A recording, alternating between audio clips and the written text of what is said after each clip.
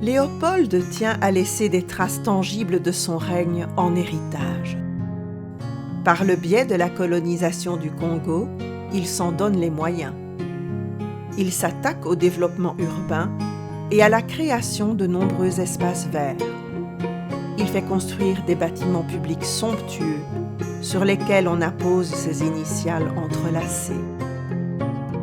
Les galeries royales à Bruxelles rivalisent d'élégance avec la gigantesque gare d'Anvers. Le musée du Congo belge à Tervuren rassemble une collection impressionnante de trésors africains. Le parc du Cinquantenaire, aux pelouses découpées dans une géométrie classique, débouche sur une porte à 3 arches surmontée d'un galop de chevaux en bronze. Nous sommes en 1897. Bruxelles bouillonne de visiteurs venus de toute l'Europe pour découvrir l'exposition universelle internationale où 22 pays sont représentés. L'allée de Tervuren, longue de 10 km, a été achevée à temps.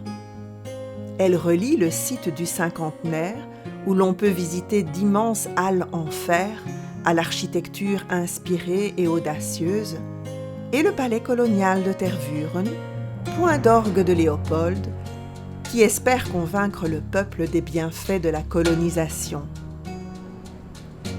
Des dames en chapeau à plumes et capelines descendent du tramway qui suit la grande artère plantée de marronniers au bras de messieurs gantés en longs manteaux et hauts de forme. Les jupes ornées de satin ou de velours traînent sur le gravier des allées.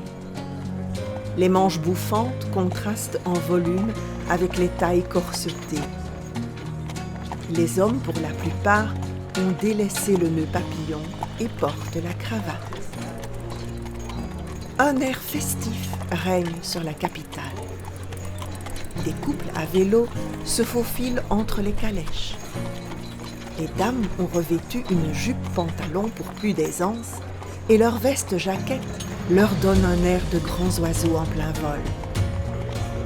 Des familles huppées se sont déplacées pour l'événement. Des petites filles poussent des landaux de poupées. De jeunes garçons se font offrir une réplique de locomotive ou un tricycle à taille réduite. Un patriarche consulte l'heure sur sa montre à gousset. Un groupe d'hommes s'arrête devant un étal de sacs en cuir, appuyés sur le pommeau sculpté de leur canne, un cigare aux lèvres.